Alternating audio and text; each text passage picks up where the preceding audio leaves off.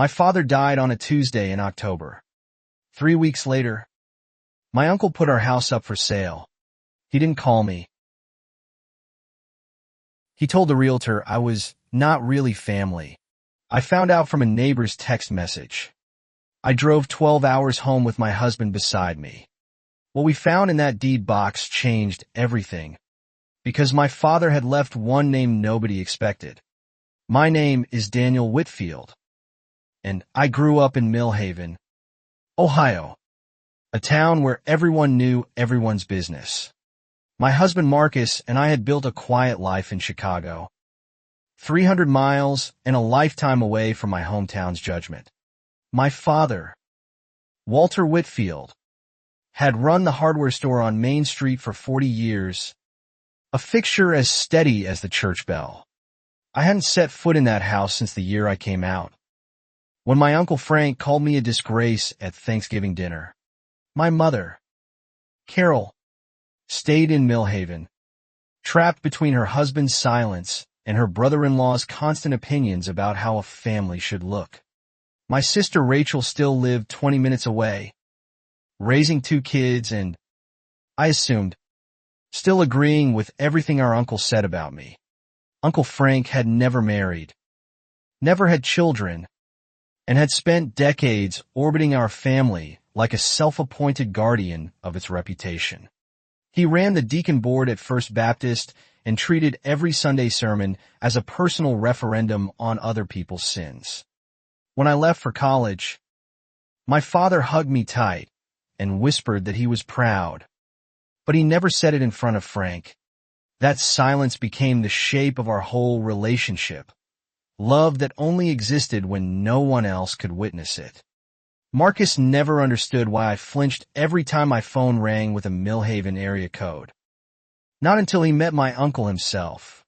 The one time Marcus visited, Frank refused to shake his hand and left the room before dessert was served.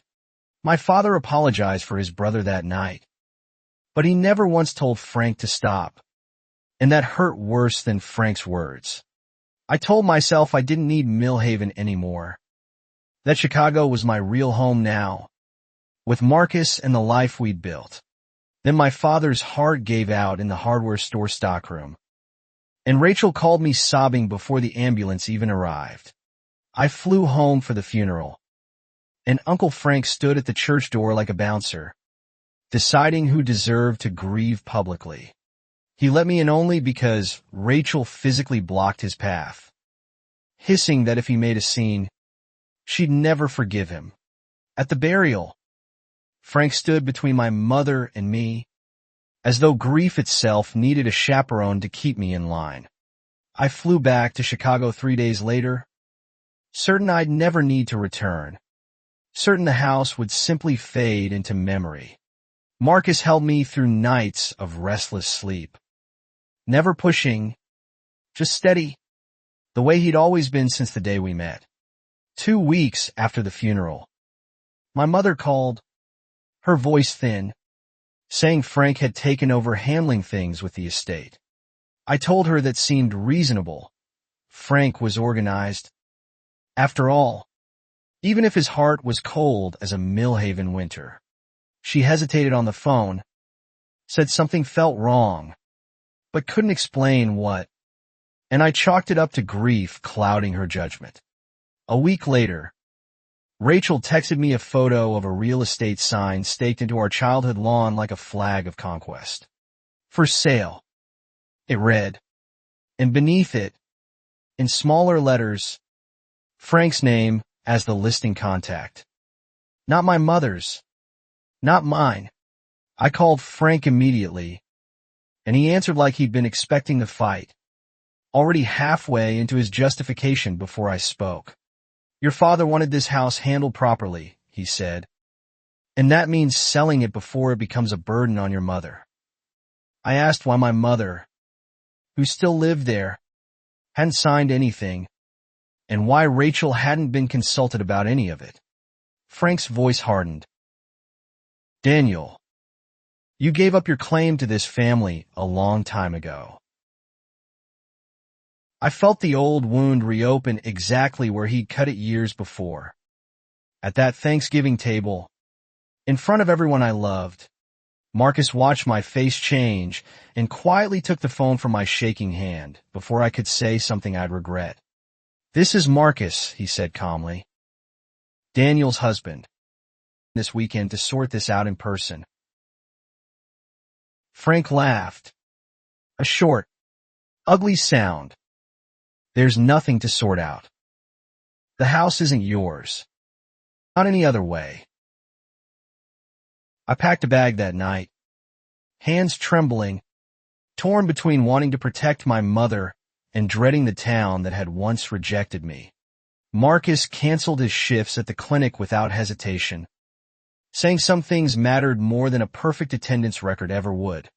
We drove through the night, gas station coffee and silence between us, the kind of silence that held more comfort than words. Somewhere past the Indiana border, Marcus reached over and squeezed my hand, and I finally let myself cry for my father. I hadn't cried at the funeral. I hadn't cried in front of Frank. I hadn't wanted him to see me break.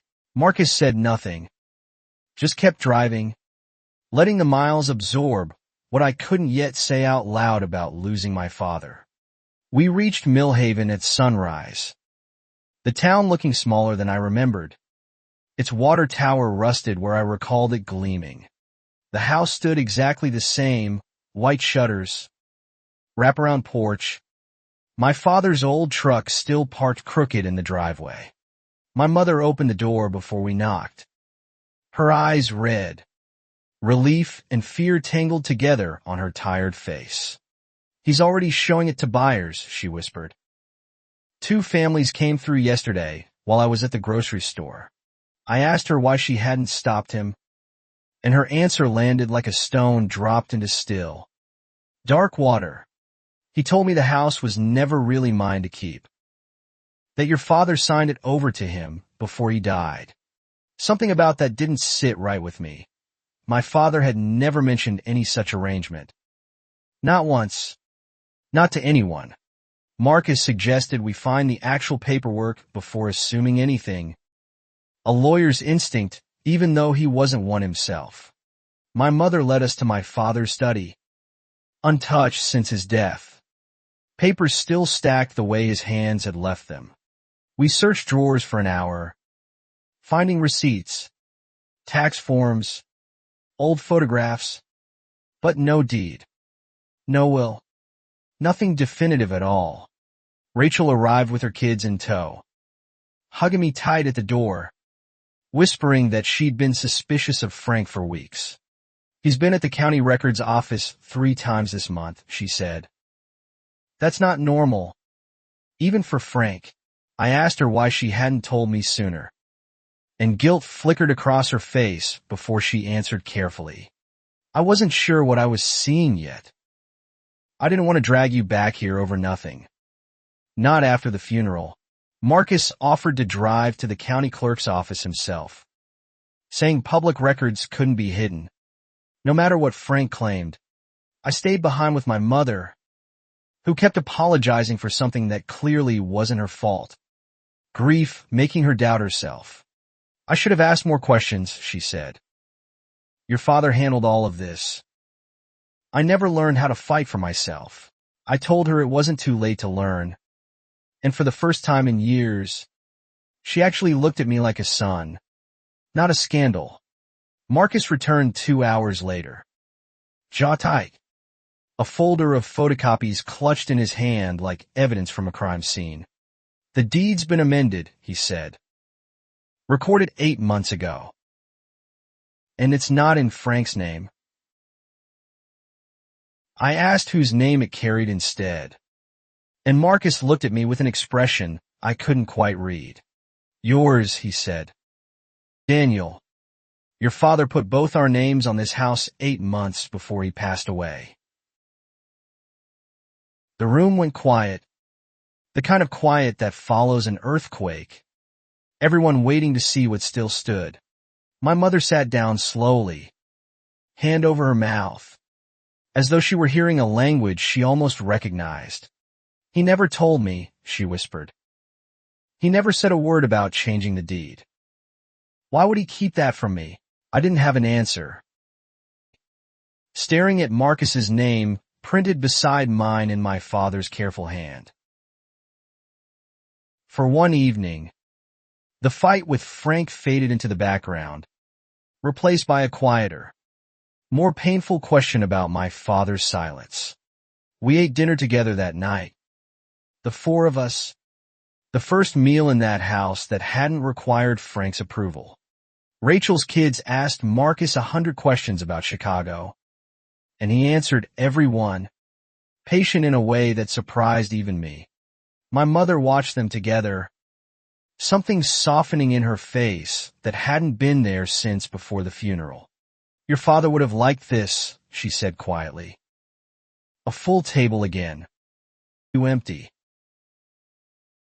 I asked her, gently, if she'd known about Frank's plan for longer than she'd admitted. And she shook her head, ashamed. I knew something was wrong. Husband's brother would lie to my face. That night, unable to sleep, I found my father's old Bible on the nightstand, its spine cracked from decades of use. Tucked inside were letters, dozens of them, addressed to me but never mailed, dated across the last 3 years of his life. I read them until dawn. Marcus asleep beside me. My father's handwriting, saying everything he'd never managed to say aloud. He wrote about pride he was too afraid to voice, about Frank's grip on the family's image, about wanting to change the deeds sooner. One letter, dated the week of my wedding, simply read, "I should have come. I was a coward." So. Another described a conversation with Frank where my father had defended me, only to be shouted down at his own kitchen table. I brought the letters to breakfast, laying them out like evidence of a war I never knew my father had fought for me. My mother read them silently, tears falling onto the paper, staining ink that had waited years to finally be seen. "He loved you so much," she said. "He just didn't know how to stand up to Frank. None of us did. Back then." Rachel picked up one letter and went pale, recognizing her own name in a passage about protecting the family from Frank's control. "He talks about me here," she said, "about wanting me to be braver than he was. I think I finally understand." That afternoon, Frank showed up unannounced, keys jingling, a clipboard in hand, as though the house already belonged entirely to him. He froze at the sight of Marcus and me sitting at the kitchen table with our mother. Letters spread out like a courtroom exhibit. "What is this?" he demanded. And my mother, for the first time in my memory, stood up and faced him without flinching. "It's the truth. Frank. Walter changed the deed. House. You have no right to sell it." Frank's face twisted, the mask of respectability slipping just enough to show something raw, angrier underneath. "That deed is a mistake," he snapped. Walter wasn't thinking clearly near the end. "I'm protecting this family's legacy." I asked him what legacy he thought he was protecting, when the man he claimed to honor had spent his final years afraid of him. Frank's hands tightened around the clipboard. "A legacy without scandal. Without people in town whispering about what you are." "Daniel." Marcus stood then, calm but firm, and told Frank the paperwork was already filed, notarized, and legally binding, whether Frank accepted it or not. "You can be angry," Marcus said, "but you can't erase a public record. This house isn't yours to sell." Frank stormed out, slamming the door hard enough to rattle the windows, leaving silence and shaken nerves behind him. Rachel exhaled shakily. "He's not going to stop." Frank never lets go of anything, especially not control? I nodded, dread pooling in my stomach, knowing this confrontation was only the opening scene of a much longer fight. That evening, my mother told me something I hadn't known, that Frank had inherited nothing of his own after their parents died. Your grandfather left everything to your father, she said. Frank has spent his whole life feeling like the family's afterthought. It reframed him slightly, not excused him, but explained the desperate edge in his voice whenever property or legacy came up. Still, understanding his wound didn't erase the damage he was trying to inflict on mine. On this fragile healing. 2 days later, a letter arrived from a local law firm threatening to contest the deed on grounds of diminished capacity. Frank was claiming my father hadn't been mentally competent when he changed the paperwork. A claim that made my mother furious. Your father balanced the store's books until the week he died, she said. There was nothing wrong with his mind. We hired a lawyer of our own, a sharp, no-nonsense woman named Priya Patel, recommended by a friend of Marcus's from Chicago. She reviewed the letters, the deed, and my father's business records, and told us Frank's case looked weak, but not impossible to fight. Small towns protect their own, she warned. If Frank has friends on the county board, this could get messier than it should. Word spread through Millhaven fast, the way it always had, gossip moving quicker than any official notice ever could. At the grocery store, my mother said, people whispered behind displays, some sympathetic, others repeating Frank's version of events.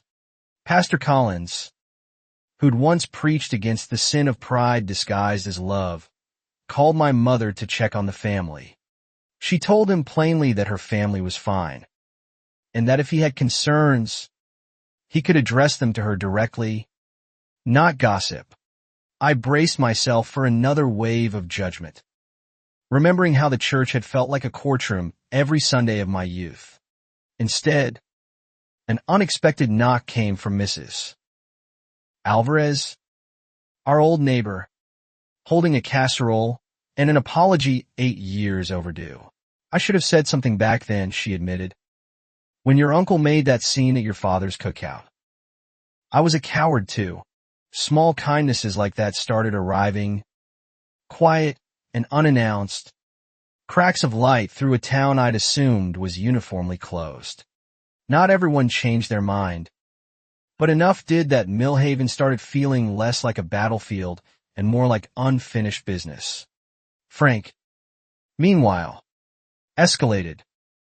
He filed a formal challenge with the county, requesting an emergency hearing before the deed could be enforced.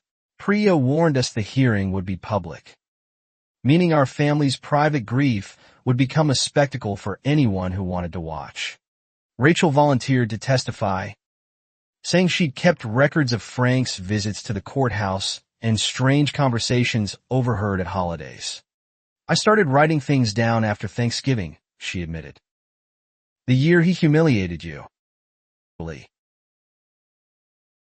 I hadn't known my sister had been quietly building a case against our uncle for years, protecting a future she couldn't yet name.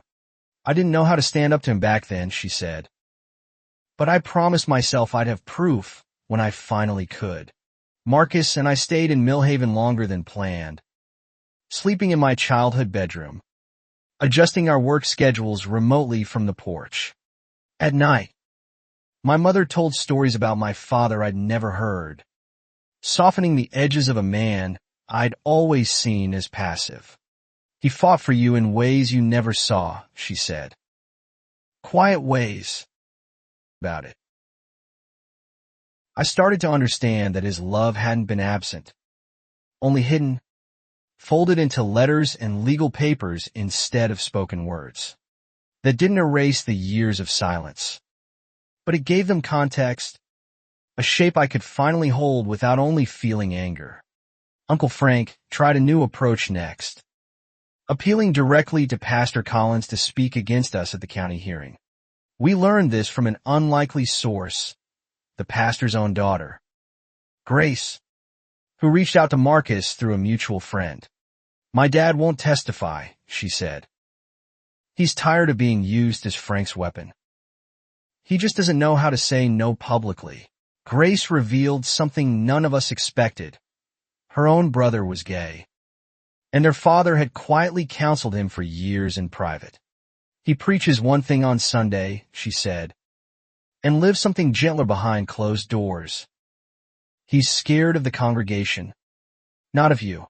It was the first crack in Pastor Collins's armor, a hint that the town's loudest voice of judgment carried private contradictions too. Marcus suggested we reach out to the pastor directly, calmly, without confrontation, and see if there was any honesty left to find. I resisted at first, still raw from years of feeling condemned by that pulpit, but Marcus reminded me healing sometimes required uncomfortable conversations. We met Pastor Collins at a diner outside town. Neutral ground, and he looked older than I remembered, tired in a way sermons never showed. "I've made mistakes," he admitted quietly. "I let fear of losing my congregation outweigh what I actually believe about grace and love." He agreed, finally, to stay neutral at the hearing, refusing Frank's request without publicly siding against him either. A fragile but real shift. It wasn't the full apology I once dreamed of, but it was honest, and honesty from that pulpit felt like its own kind of miracle. The hearing date arrived faster than I was ready for. The county courthouse filling with faces from every era of my childhood. Frank sat across the aisle, sharply dressed, flanked by his lawyer, looking every bit the respectable deacon the town believed him to be. My mother sat beside me, gripping my hand so tightly my fingers went numb, whispering that she was proud of both of us. Priya opened calmly, laying out the timeline, the deed amendment, the notarization, my father's clean medical and financial records right up until his death. Frank's lawyer countered, insisting Walter had been emotionally vulnerable, grieving old family rifts, and easily influenced in his final months. I felt my chest tighten, hearing my father's private pain paraded as a legal weakness instead of the quiet courage it truly was. Then Rachel testified, steady despite her nerves, describing years of Frank's controlling behavior, his obsession with the family's public image. She read from her own notes, dates, conversations, the Thanksgiving incident, establishing a clear pattern the judge could not easily dismiss. Frank's composure cracked slightly, jaw tightening, eyes narrowing at the sister he'd once assumed would always side with him. Next, Priya introduced the letters, reading portions aloud. My father's private words finally spoken in the one room that had silenced him longest. The courtroom went still as his handwriting, his fear, his love, filled the space, undeniable in a way no argument could counter. Even people who'd whispered about my family in the grocery store sat quiet, some visibly moved by a father's hidden devotion. During a recess, Frank cornered me in the hallway, his composure completely gone, voice low and shaking with something close to panic. "You don't understand what's at stake," he hissed. "If this house sells, I finally have something that's actually mine." Something in his desperation didn't match a simple fight over family pride. And Marcus, standing beside me, noticed it too. "What aren't you telling us, Frank?" Marcus asked quietly, and for a moment, my uncle's face showed something like fear. He didn't answer, just walked away. But that single unguarded moment planted a question none of us could ignore anymore. Priya requested a short continuance to review Frank's recent financial filings, suspecting his motives ran deeper than family reputation alone. The judge granted 1 week, and in that time, Priya's investigator uncovered something that reframed the entire fight from the beginning. Frank was drowning in debt, a failed investment, a second mortgage on his own home, creditors circling for over a year. The sale of my father's house wasn't about protecting the family's image at all. It was about protecting Frank from financial ruin. Every sermon about scandal, every accusation about disgracing the family name, had been camouflaged for a much more selfish motive underneath. My mother sat in stunned silence when we told her, betrayal layering itself over the grief she was already carrying. He let me believe he was protecting Walter's memory, she said. The whole time, he was just trying to save himself. Rachel, angry but unsurprised, admitted she'd suspected something financial for months. The way Frank avoided certain conversations at family gatherings. I just never imagined he'd use Daniel as the excuse, she said. That he'd hide behind hate to cover his own mistakes. I felt something unexpected alongside my anger. A strange, hollow pity for a man who'd spent his life building walls out of judgment. Marcus reminded me gently that understanding Frank's pain didn't mean excusing what he'd done to all of us. Especially to my mother. We returned to court with the financial records in hand. Evidence that reframed Frank's entire case as self-interest, not stewardship. Priya presented it methodically, showing the judge exactly how the timeline of Frank's debts aligned with his sudden urgency to sell the house. Frank's lawyer requested a private conference, clearly sensing the case slipping away faster than either of them had anticipated. During the recess, Frank approached my mother alone, and for the first time in years, his voice lost its usual command. I didn't know how else to fix this, he admitted. I panicked. This didn't really belong to Daniel anyway. The hearing resumed, and the judge, reviewing everything laid before her, asked Frank directly whether he disputed the authenticity of the deed itself. Frank hesitated, his lawyer visibly uncomfortable, and finally admitted the deed's authenticity had never actually been in question. Only his acceptance of it. The judge's expression hardened, recognizing the challenge for what it truly was, a desperate man exploiting his family's oldest wound. She ruled swiftly, upholding the deed as legally valid, dismissing Frank's claim, and cautioning him against further harassment of the rightful owners. The courtroom exhaled as one, a tension months in the making finally breaking, though the emotional wreckage would take longer to settle. Frank didn't look at anyone as he gathered his things, his usual confidence replaced by something smaller, more human, more broken. Outside the courthouse, reporters from the local paper hovered, drawn by small-town gossip that had somehow become genuine county news. I declined most questions, but Marcus, standing beside me, simply said, "This was never about scandal. It was about a father's love." That quote ran in the paper the next morning, alongside a photo of us standing together on the courthouse steps. Reactions in town split predictably. Some praised the outcome. Others muttered about big city values corrupting a quiet community. But something had shifted. Subtly, permanently. The way ice cracks before anyone notices the pond beneath has already changed. That evening, my mother gathered us at the house. The deed finally settled. The fight finally, legally, unmistakably over for good. She set my father's letters on the table again, reading one final passage aloud, her voice steady for the first time in weeks. "Whatever happens after I'm gone," he'd written, "I want this house to be a place Daniel can always come home to." Hearing those words in that kitchen, surrounded by Marcus, Rachel, and my mother, finally felt like the homecoming he'd intended.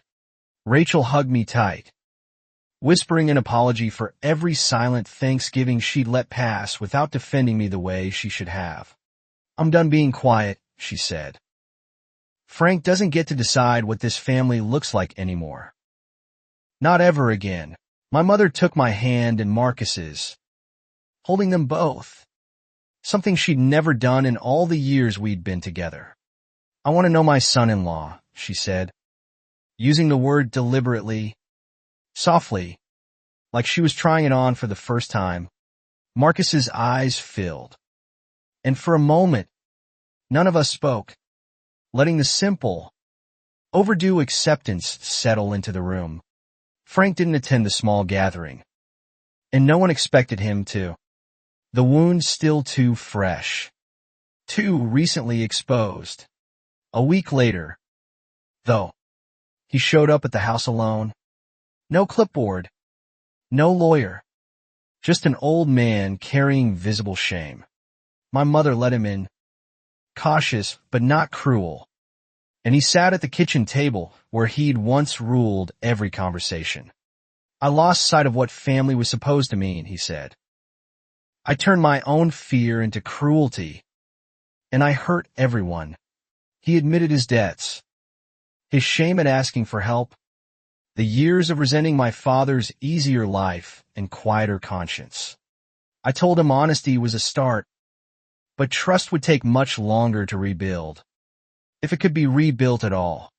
He nodded, accepting that, and for the first time since I could remember, Frank looked at Marcus without contempt in his eyes. "I was wrong about you," he told Marcus quietly. "About both of you." A mask of morality. It wasn't a full redemption. Not yet. But it was a door left open instead of slammed shut. And that mattered. In the weeks that followed, Rachel helped Frank find a financial counselor, insisting accountability didn't mean abandonment, just honest consequences. My mother, slowly, began inviting him to Sunday dinners again. Small steps toward a relationship neither of them fully trusted yet. Meanwhile, something unexpected happened. Marcus's own estranged father reached out. Having read the newspaper article online, hundreds of miles away, he and Marcus hadn't spoken in 6 years. Not since Marcus came out during his own senior year of college. The article's mention of my father's letters had apparently cracked something loose in him too. Guilt he'd carried silently for years. Marcus was hesitant, protective of the peace he'd built without his father's approval. Unsure if reopening that door was worth the risk. I told him he didn't owe anyone forgiveness on a deadline. That healing could happen at whatever pace felt honest to him. He decided, eventually, to call. And though the conversation was awkward and unresolved, it was a beginning neither of us expected. "Maybe fathers just need proof that loving us won't cost them everything," Marcus said afterward, echoing something my own father had written. We stayed in Millhaven another month, helping my mother settle the estate properly, the house finally, fully, peacefully ours to protect. Pastor Collins, quietly and without fanfare, began a small support group at the church for LGBTQ+ families navigating faith and acceptance. Grace told us her brother attended the first meeting, nervous but hopeful. The same church that once condemned him now making space. It wasn't a perfect transformation, but it was real. And real change in a small town often starts exactly that small. My mother asked if Marcus and I had ever considered starting a family of our own. Her voice careful, curious, hopeful. We admitted we'd talked about adoption for years. But fear of judgment, of forms and agencies and small-town scrutiny, had held us back. "Not anymore," she said firmly. "Whatever you decide, this family will be there. All of it. There." Rachel offered her old crib, still boxed in her attic, half joking, half serious. And something in me finally believed her completely. Marcus and I began the adoption process quietly that winter, filling out paperwork at my father's old desk in his study. It felt fitting. Somehow, building a future in the same room where his letters had waited years to finally be read. Frank, in a gesture that surprised everyone, offered to help cover legal fees, a small, imperfect attempt at making something right. I didn't accept the money, not yet, but I accepted the offer for what it was, an uncle trying, however late, to change. Spring came, and with it, an official caseworker visit. Our childhood home inspected as the future nursery of a child not yet met. My mother helped paint the guest room a soft yellow, saying my father would have loved having a grandchild running these halls. Standing in that room, brush in hand, I finally understood the house wasn't just inherited, it was being rebuilt, purpose by purpose. 9 months later, we welcomed a baby girl, Willa, named for no one in particular, simply because my father had loved that word. The whole family gathered for her homecoming, Rachel, my mother, even Frank, standing awkwardly by the door, but present nonetheless. Pastor Collins stopped by with a small gift, not to preach, just to say congratulations. A simple gesture that once felt impossible. My mother held Willa first, tears in her eyes, whispering that Walter would have adored her without a single condition attached. I thought of the letters again, of a father who loved loudly only on paper, and hoped I'd never make that mistake with my own daughter. The house that Frank once tried to sell behind my back became the place where 3 generations finally sat at one table. Millhaven never became perfect, but it became honest, and for a town built on silence, that honesty was its own quiet miracle. We stayed for good, deed in hand, family healed, love finally louder than the fear that had almost sold it all away. The Yindi.